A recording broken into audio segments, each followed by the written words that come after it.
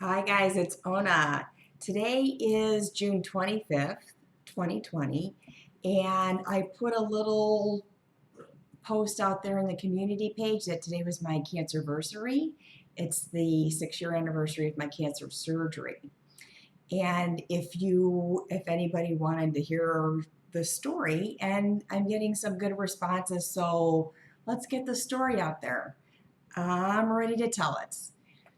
First thing, I tried to color my hair during this pandemic, and the color on the box is different than what showed up on my hair. So we have a new look. The day Venus starts to go to direct, I did this whole new thing, and not on purpose, or not, not on purpose, on mistake. So that's where we are with the pandemic update. You got the butterfly news that the eggs were eaten, but we have a survivor up there, and I have one in a cocoon in a habitat on my balcony off my kitchen. So we've got a little butterfly thing going on now. What else? Since the last video, really nothing else. I'm just doing a lot of art, really pounding it out like crazy. Oh my gosh. Oh my gosh. We'll do another video on that stuff. So let's go back. Let's go back 6 years. Okay. I was diagnosed in May, the end of May 2014, with stage 4 colon cancer that they learned through testing had spread to my liver and who knows where else. So we scheduled surgery for this day. I had everything done at one time. I had a huge hemicolectomy where they took out most of my colon and reconnected it, and a big chunk of my liver and a bunch of lymph nodes, all in one fell swoop.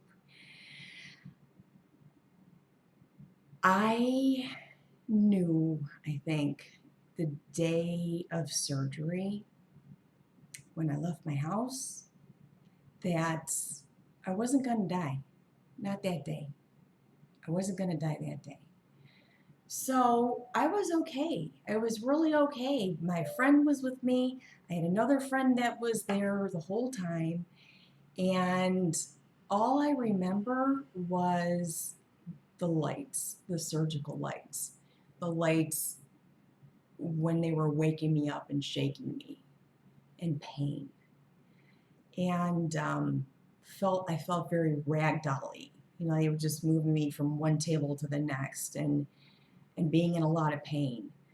And that picture of opening my eyes was, in seeing those lights, turned into a trigger, like a PTSD trigger for several months afterwards. And now when I see it, it's a symbol for something else. So after surgery, and they did all the teasing out of the tumors, and you get a final staging. My oncologist came in and I said, I don't want to do chemo. I just don't want to do chemo. I don't think I need chemo. I think it's all gone. We're good. He said, no. We found more cancer where they actually reconnected you. So you got to have chemo. And I was like, oh, God, okay. So for 6 months, every 2 weeks, I went to the hospital. I did a 1-day infusion at the hospital, and then I got connected to a pump that was in a portacath to a central line. So it's a little diaphragm, a little port that they plug in right in your chest, and it goes right into the right atrium of your heart, so they can flush a lot of medication in, concentrated high doses over a quick period of time. The high volume of blood sort of dilutes it faster. So I did that for 6 months. I came home with a pack for 3 days after my 1-day rotation at infusion.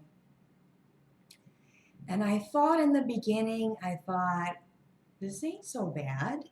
I could do this. I could go back to work. And it didn't work out that way. I was crawling to the bathroom by the 3rd infusion. It really, really, really kicked my butt. When chemo was over, I was in the middle of January or beginning of February in 2016. I'm sorry, 2015.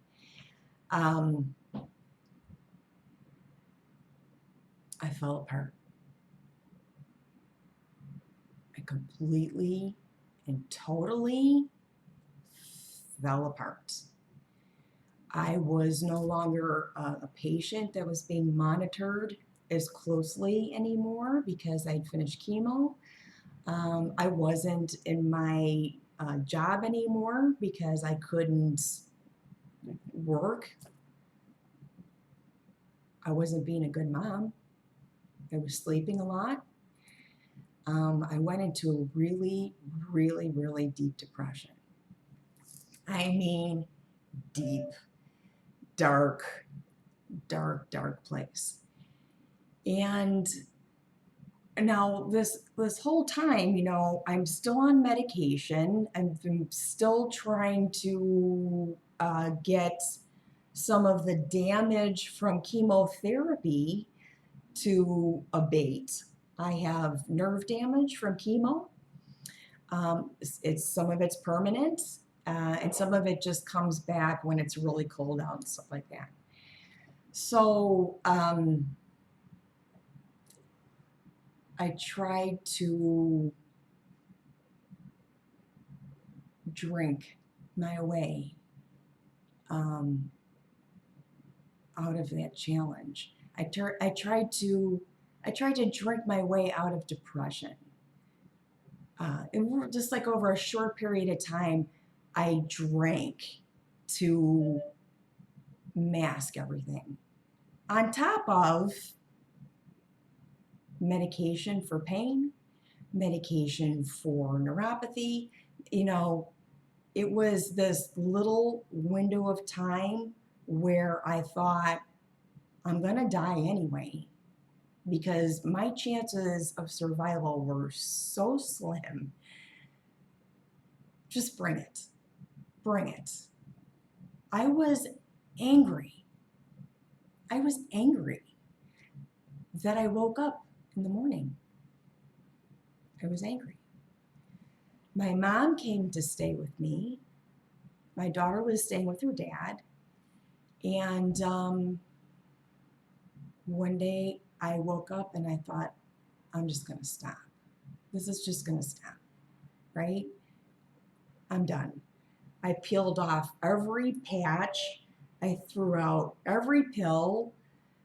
I didn't want to drink anymore anyway. I didn't do that. But when I went back and laid down to bed, I don't know, a few hours later, I don't remember exactly the sequence, I had a grand mal seizure. And my mom found me,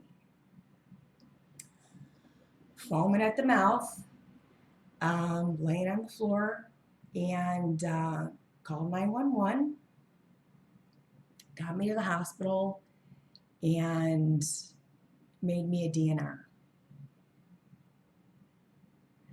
I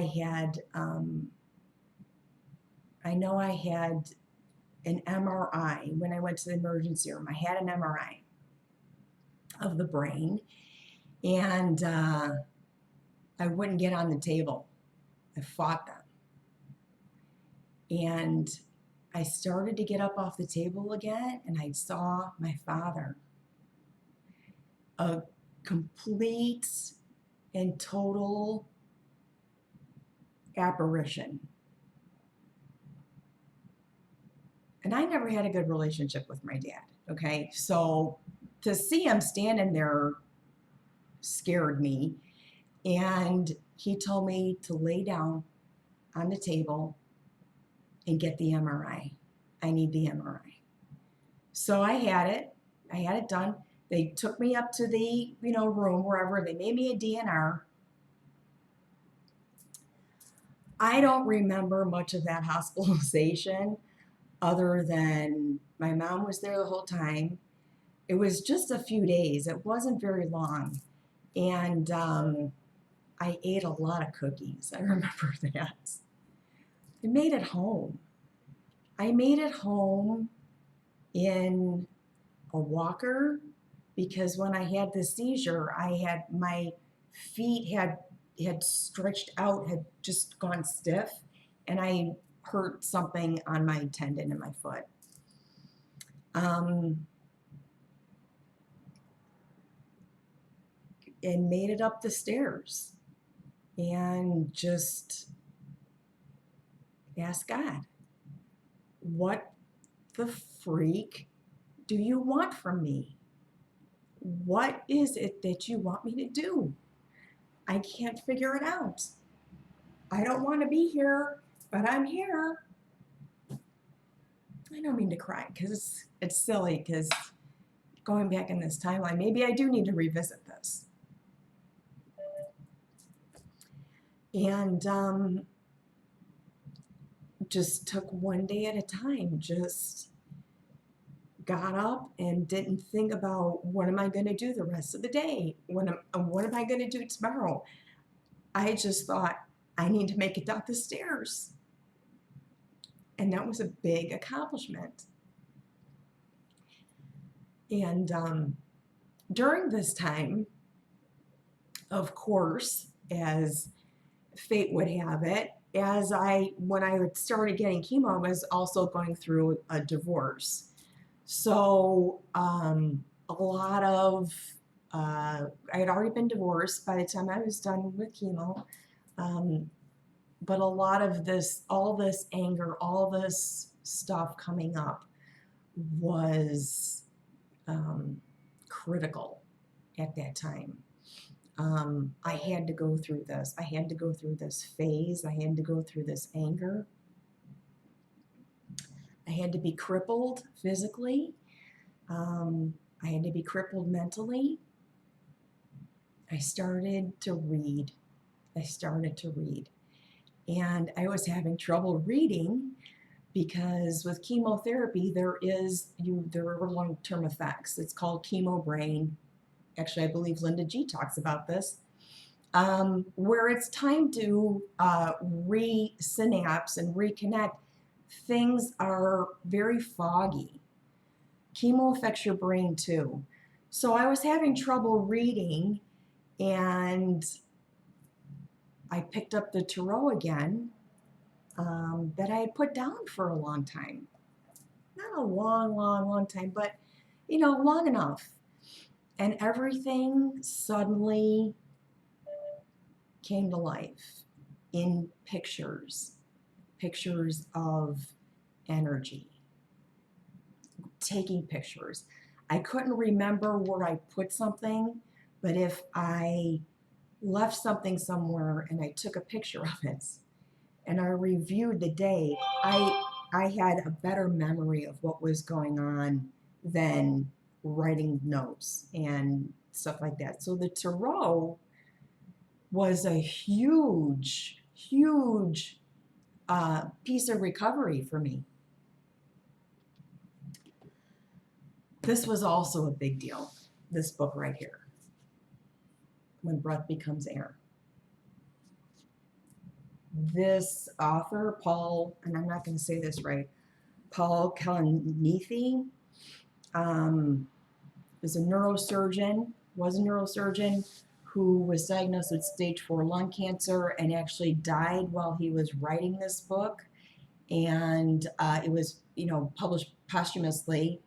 I read it in probably like 2017, and it is fabulous if you are going through stages of grief, if you're going through your own crisis in death, thinking about death, deaths in the family, deaths, what's happening right now. This will set you straight. Absolutely. Read this book. Doing more tarot. After I'd had that MRI, I was sent home with a referral to see a neurosurgeon for a mass in my skull, tiny little mass. So I went to see this neurosurgeon, and he's like, there's really nothing we can do about this mass. I'm like, well, is it making me see weird stuff or having trouble reading? He said, no, it's probably just from chemo. And I'm like, all right. And I stopped, and I didn't have to see him anymore. Now, my neuropathy had been an issue with me for a long time. The cold affects it. My feet feel like they are sleeping. You know, when you lose circulation in your extremities and it's asleep and it's pins and needles. So my feet are like that all the time. Trying different things with different neurologists, and nothing worked. And I don't want to take any medicine anymore anyway. I started taking CBD probably 3 years ago, right around this time in 2017. And it took a full year for me to work with the CBD and make this neuropathy manageable. And it helps. And I'm an advocate for it, and I am a member of the American Cannabis Nurses Association because CBD has changed everything. There's nothing I could have taken long term that would make my pain manageable. So I'm a huge proponent of that. Where am I in this recovery thing? So slowly but surely, I got a new neurologist last year in May, 2019, right? Or 2018. As I'm going through the tarot decks and really piecing together that everything in my life has led up to this point, I started to go back to my roots, right? And my roots were in